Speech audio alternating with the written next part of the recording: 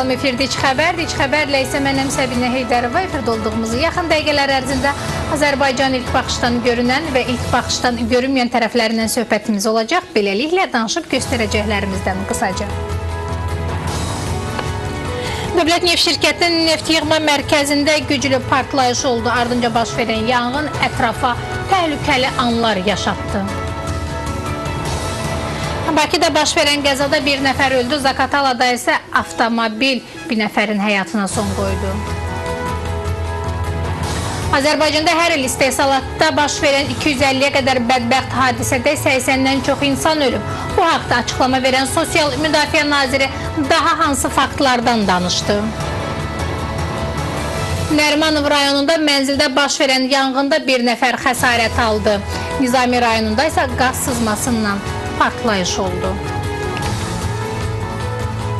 İndi isə ətraflı Beynəlxalq Əmək Təşkilatının məlumatına əsasən dünyada hər il istehsalatda təxminən 339 milyon bədbəxt hadisə baş verir. Bu hadisələrdən böyük əksəriyyəti isə ölümlə nəticələnir. Bəzi bədbəxt hadisələr də insanların əlil olmasına səbəb olur. Azərbaycanda da istehsalatda tez-tez bədbəxt hadisələrin baş verməsinin şahidi oluruq. Əmək və Əhalinin Sosial Müdafiəsi Nazirliyi tərəfindən bugün baş verən bədbəxt hadisələrin statistikası açıqlanıb.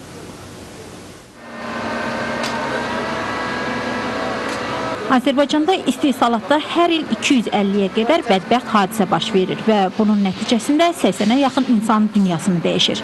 Baş verən bədbəxt hadisələrin əksəriyyəti isə tikinti sektorunun və burada çalışan muzlu işçilərin payına düşür. Baş vermiş 155 təhqiqatı aparılan istehsalatda bədbəxt hadisənin 150-si işə götürənlərdə çalışan muzlu işçilərlə baş vermişdir. Və bunun nəticəsində baş vermiş 71 ölüm hadisəsində 70-i muzlu işçilərin payına düşür. O cümlədən xəsarət alanların da 120-dən 119 yenə muzla çalışanlardır. Bütün bunlar onu göstərir ki, hələ də işə götürənlər, sahibkarlar, eləcə də müvafiq təşkilatlar öz təşkilatlarında, öz müəssisələrində əməyin mühafizəsi, təhlükəsizlik iş yerlərinin yaradılması üzrə bütün lazım olan qanunla tələb olunan normalara riayət etmirlər. Tikintidə özbaşınalıq hallarının artdığını deyən nazir, hətta mənim gözümün önündə belə edirlərsə, gör kənarda vəziyyət necədir deyir və qeyd edir ki, işçilərini bədbəxt hadisələrdən sığortalamayan sahibkarlara qarşı cəzalar daha da sərtləşdiriləcək. Öz işçilərini istehsalatda bədbəxt hadisələr və peşə xəstəlikləri nəticəsində əmək qabiliyyətinin itilməsindən sığortalamayan bütün işə götürənlər isə qanuna uyğun olaraq cərimələnəcəklər. İşçiləri ilə bu növ sığorta müqaviləsi bağlamayan fiziki şəxslər üçün 500 manat, vəzifəli şəxslər üçün 1500 manat, hüquqi şəxslərə isə 5000 manat dəyərində cərimə nəzərdə tutulub. Hələliksə ölkədəki muzla işləyənlərin cəmi 30%-nin həyatı sığortalanır. Təhsil Nazirliyi gələn tədris ili üçün müəllimlərin işə qəbulu vaxtlarını açıqlayıb, iş yerində dəyişməyi istəyən müəllimlər 1-10 iyun tarixlərində, işə yeni qəbul olmaq istəyənlər isə 1-15 iyul tarixində qəbul üzrə elektron ərizə formalarını doldurmalıdırlar. Nazirlik tərəfindən artıq 5 ildir ki, aparılan müəllimlərin işə qəbulu qaydalarına bu il dəyişikliklər edilib. Ötən illərdən fərqli olaraq bu dəfə müəllimlərin işə qəbulu ilə bağlı vakant yerlər öncə bir məktəbdən digər məktəbə iş yerini dəyişmək istəyənlər üçün elan olunacaq və həmin müəllimlər qəbul üçün heç bir imtahan verməyəcəklər.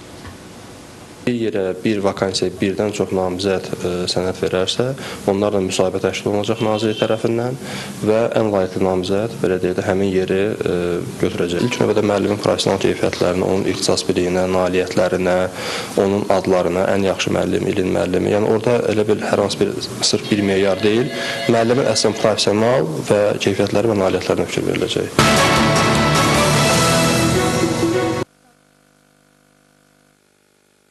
Bugün səhər saatlarında Zabrat qəsəbəsinin Mirzağa Əliyev 2A ünvanında olan kanalizasiya boru xəttində partlayıb və bütün çirkab sular birbaşa yola axıb, həmçinin yaxınlıqdakı yaşayış evlərinə də dolub. Ancaq Zabrat qəsəbə nümayəndəliyi müxbirimizə bildiriblər ki, ərazinin bu vəziyyətə düşməsinə səbəb elə ətrafda yaşayan sakinlərin özləridir. Çünki kanalizasiya borularına atdıqları tullantılar boruların tutumundan dəfələrlə artıq olur ki, nəticədə xətlərdə tıxanma yaranır. Yəni artıq həmin ərazidə müəyyən işlər başlanılıb və o da bildirilib ki, burada hər hansı bir borunun partlamasından söhbət gedə bilməz. İç xəbərin axşam saat 21:30 buraxılışında bu haqda sizə reportaj təqdim edəcəyik.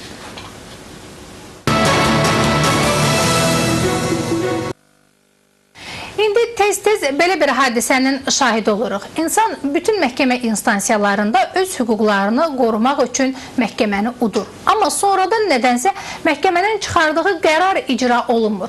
Növbəti belə faktlı iç xəbərə şikayət məktubu yazan Ramin Həsənov qarşılarıb. Onun müraciət etdiyi Yerli rayon məhkəməsi şikayətçinin qaldırdığı məsələni dəstəkləyib və qərarda onun xeyrinə çıxarıb, amma iş elə bununla da qalıb. Yəni qərar ancaq kağız üzərində qalaraq bununla da iş bitmiş olub. 3 instansiyanın içində keçdiyi rayon məhkəməsi, apellyasiya məhkəməsi, ali məhkəmə. Üçü də mənim xeyrimə qərar çıxartdı. O gündən bu günə qədər mənə top kimi oynadılar. Maliyyə Naziri göndərir Bakı Sovetinin üstünə, Bakı şəhər icra hakimiyyəti göndərir Nəsimi rayon üstə. Müsahibim düz 3 ildir ki, Nəsimi rayonu Yusif Səfərov küçəsi ev 34-də sökülən 18-ci mənzilinə görə kompensasiya ala bilmir. Deyir əvvəl sökülən digər evlərə pul ayrıldı, amma mənə yox. Səbəb də onu gətirdilər ki, evinin sənədləri yoxdur. Mən isə məhkəməyə müraciət edərək hüquqlarımı bərpa etdim. Məhkəmə qərar çıxardı ki, mənə də kompensasiya ödənməlidir. Bunlar da Ramin Həsənov deyir. Şikayətçi qətnaməni əlinə alar-almaz sevincək olur.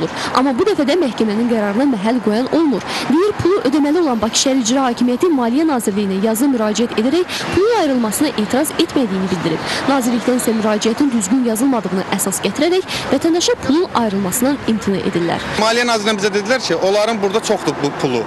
Küllü miqdarda vəsaiti var. Onlar konkret göstərməlidirlər ki, hansı puldan verməliyim. Misal üçün, park abadlaşdırma işləri ilə bağlı pul ayrı verilir, yola aid ayrı verilir. Onlar orada göstərməlidir ki, hansı büdcədən verilməlidir o pul onlara.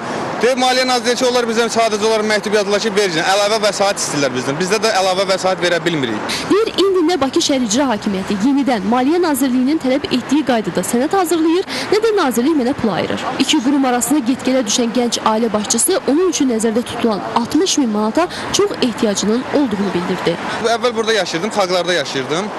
Burada kvartirantlar, qiymətlər qalxdığından gedim məcburam 100 manat, 150 manat Zabratda yaşayıram.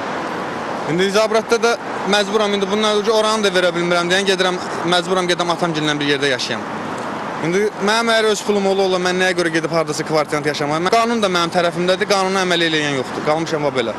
Məsələ ilə bağlı biz də əvvəlcə Bakı şəhər icra hakimiyyəti ilə əlaqə saxladıq. Qurumun mətbuat xidmətindən bildirdilər ki, bu işlə xüsusi komissiya məşğul olur və işdən də onlar xəbərdardılar. Amma hansı komissiyanın və onun nə işlə məşğul olduğunu öyrənə bilmədik. Mətbuat xidməti bununla da işini bitirmiş hesab etdi. İkinci instansiya isə Maliyyə Nazirliyi oldu. Nazirliyə göndərdiyimiz yazılı müraciətə çox keçmədi ki, elə yazılı şəkildə də cavab gəldi. Əhalinin və obyektlərin köçürülməsi ilə bağlı ortaya çıxan problemlərlə əlaqəli hər gün Azərbaycan Respublikası Maliyyə Nazirliyinə müxtəlif səpkili, çoxsaylı müraciətlər daxil olur. Bu məsələlər Maliyyə Nazirliyinin müvafiq şöbələrində araşdırılaraq aidiyyəti üzrə həll olunur. Qeyd etdiyiniz məsələ də qanunvericiliyin tələblərinə uyğun olaraq həllini tapacaq. Statın sonu. Buradan belə görülür ki, Ramin Həsənovun 60.000 manatlıq kompensasiyasına qovuşması hələ uzun çəkəcək. İndi isə Lənkəran rayonunun İstisu kəndindən gələn şikayət məktubu haqda deyim. Kənd sakini Rübabə Yaqubova qəzalı vəziyyətdə olan evinin təmir edilməsini istəyir. Şikayətçinin problemi ilə aynı sevinin Cənub bürosundan Esmira İsmailova elə hadisə yerindəcə tanış olub. Külə uçudu, nə uçudu bilmirəm mən. İmkanı da yoxdur remont eləməyə. Qardaşım da xəstədir. Elə bilmirəm. Özüm də ərsiz qadınam. Gidim bunun qapılarında işləyirəm.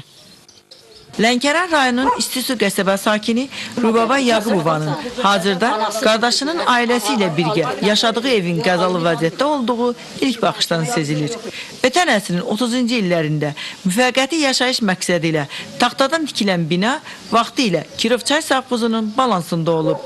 Əsrin sonlarında sakinlər tərəfindən özəlləşdirilib və bundan sonra bir dəfə də olsa əsaslı bərpa olunmayıb. Rübaba Yaqubova ilə bir dam altında yaşayan qonşusu da 8 baş ailəsinin qəzalı evdə yaşamasından narahat olduğunu deyir. İmkanımız yoxdur eləməyə. Bu binada yaşamaq mümkün deyil. Evladlar burada yaşaya bilmirlər. Atıb başımıza uçulur bu bina.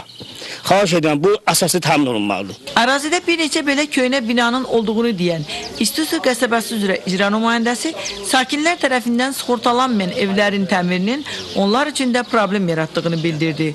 Rahim Abdullayev bununla belə rayon icra hakimiyyətinin tövsiyəsi ilə maddi cəhətdən imkansız ailələrə köməklik olunacağını da dedi. Hansı evlər ki ziyan dəyib, onların dam örtükləri sıradan çıxıb, şifirləri uçub tökülüb, pəncərələrinə ziyan dəyib, pəncərə şüşələri sıradan çıxıbsa, onları araşdırırıq, onların siyasını tərtib edirik və icra aparatı tərəfindən müvafiq orqanlara çatdırılacaq və yaxın günlərdə həmin vətəndaşların dəymiş ziyanları ödəniləcəkdir. Yəqin ki, yaxın vaxtlarda Yaqubovlar evlərinin əsaslı təmirinə şahid olacaqlar. Heç xəbərin bu saata çatdıracaqları bu qədər. Qısa fasilədən sonra ən son kriminal xəbərlərlə növbətçi veriliş efirdə olacaq. Odur ki, kanal dəyişməyin. Çox maraqlı xəbərlərimiz var. Görüşmək ümidi ilə.